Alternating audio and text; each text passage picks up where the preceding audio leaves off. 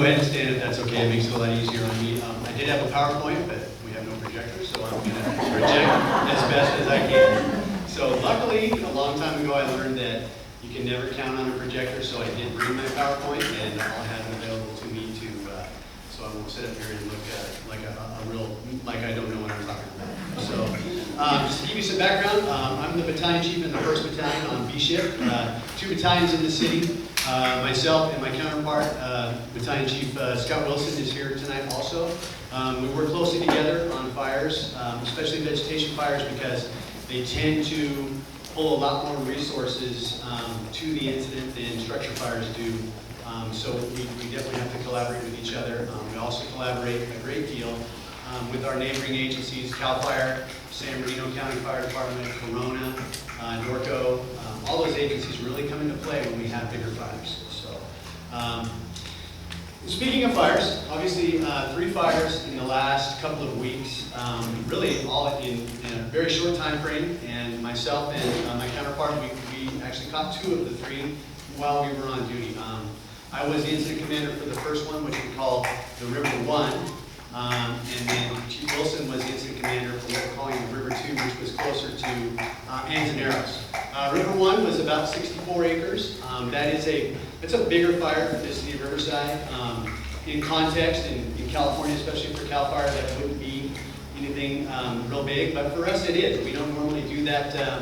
We usually don't get fires that large. So when we do, it's a major incident for us, and it did pull a lot of resources into the incident. Resources throughout the city, even to 4 alarms in our city. We also had mutual aid from CAL FIRE, San Bernardino County Fire Department, and there they go. They always like to make a grand entrance and a grand exit. But they were also my backup, so if you guys get too mad at me, I'm in trouble now. So we have a lot of resources on the incident, and those of you who live along the river bottom, this is nothing new. You've seen it before. You've seen the aircraft in the sky. You've seen the helicopters flying around. So I don't want to say it's just another day. Perhaps it's just another season.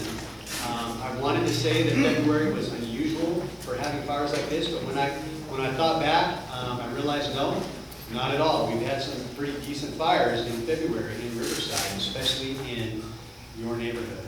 So really not that unusual. So I just want to speak a little bit about our role. And our role in the fire department is mitigation. In other words, when you call us, just like somebody just called Truck 3, our job is to go and deal with the emergency. So that's the biggest job that we have, is handling the emergency that is in front of us. Those 3 fires were the emergencies that we dealt with, and it's why we're here. Why those fires started? Well, that's part of the context, but for us, putting the fire out is the biggest one. The causes, all 3 are human caused. Can we pin down what exactly caused it? Not on any of them. But we can say, without a doubt, that all 3 were human caused. Okay? All right. So I'm just going to continue on. I think there was a map that was passed around that has to do with the jurisdictional areas. So, and this is just to give you an idea of what we're dealing with within the river bottom. There is a lot of different players within the river bottom. There is the city of Riverside, of course. It's in the city limits, that portion of the river bottom. But there's also county parkland. There's county flood control. There's just straight up state land, and then there's also city parkland. So there's a lot going on in the river bottom and a lot of different jurisdictional areas. I want to talk a little bit about the challenges that we had that day. Again, for those of you that have been here for a while, nothing new. Erratic winds. That day we did not have a red flag warning, but we did have a high wind warning. And in our world, the difference between a high wind warning and a red flag warning is just it's kind of it's about the same. The only difference might be the relative humidity. Other challenges that we had blocked accesses, especially off of Rubidoux, that challenged us. We had a large amount of trash and debris in the encampments. The biggest encampment that we confronted of the 3 fires was the River 2, which was closer to the Anzaneros area. That one was a very large encampment. In fact, it encompassed pretty much the entire fire. Dangerous access due to fences along the bike path. As you approach Engine Narrows, there's a spot along the bike path where there's fences on both sides. It makes it very, very challenging for us to get in there and do our job because it's very dangerous. When we get in there, there's only one way in and one way out.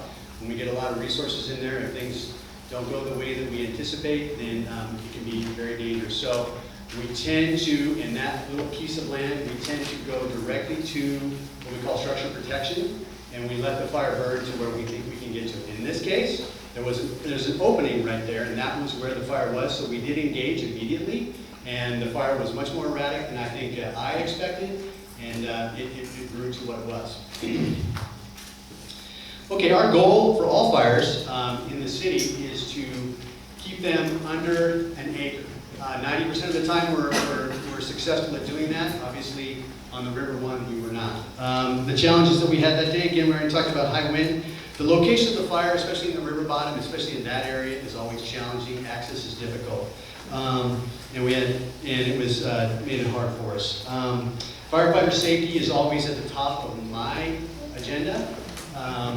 And our concerns when it comes to the encampments, and the River One did have an encampment. It was nothing like the encampment that we saw at the River Two, but it had the same pieces. Limited areas for us to access. We like to establish what we call safety zones. It was very difficult to have safety zones in those two fires because of the heavy vegetation.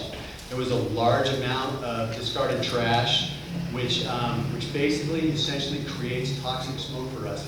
It's very similar to what we see when we go to a car fire or a structure fire, which 20 years ago we would have never saw that unless we were on literally a dump fire. Trash and discarded waste will help the fire grow rapidly because there's a lot of plastic, a lot of vinyl. It's going to help the fire grow a lot more quickly, and it's going to have a lot more intensity. Because of that, we're going to have a lot more spot fires. The other thing that we're seeing is a lot of, naturally, a lot of human waste, and we're seeing a lot of drug paraphernalia. So these are all challenges for us. Wind represents the biggest influence on the fire, and it did that day. Really, we're at the mercy of the wind. When it wanted to blow hard, we kind of have to get out of the way, and that's when we generally will protect your structures and create defensible spaces as best we can. The wind accelerates the fire spread, and it dries everything out. Even though we had rain within a couple of weeks, we had so much wind that it really dried all of the vegetation out, and it created receptive fuel beds. Normally, it wouldn't be a big deal, but when we are getting these campfires or warming fires, it now has a way to create sparks, and then it finds the dry fuel. Wind speeds have always increased in the afternoon, as you all know, especially in the summertime. And Santa Ana wind events is the most common denominator for large fires in the city. And wind and its effect on the encampments, well, the use of campfires to keep warm during the winter is a big challenge, and we're obviously seeing a lot of that. Also, those same campfires are being used as cooking fires.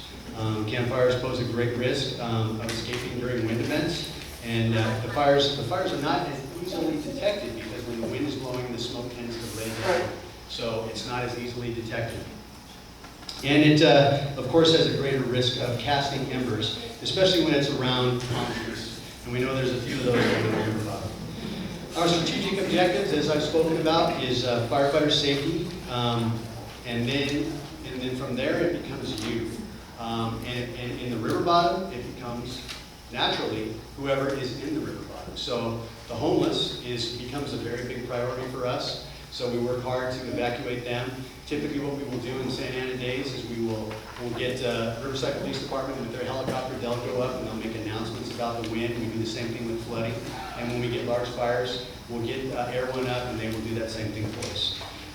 We protect structures along the river bottom as we did during these fires. And then we try to keep the fire from spreading in a manner that's going to create a greater structural risk.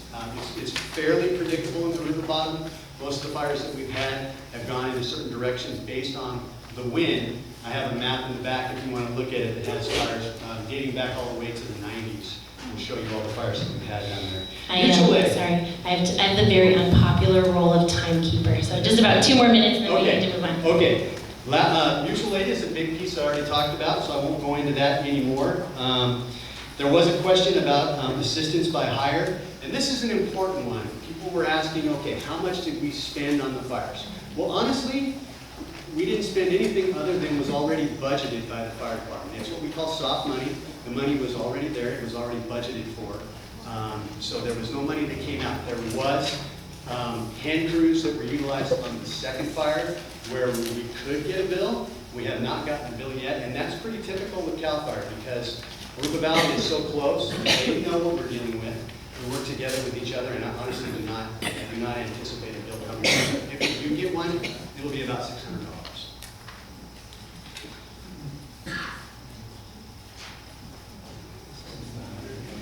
All right, I think I'm done. Thank you so much.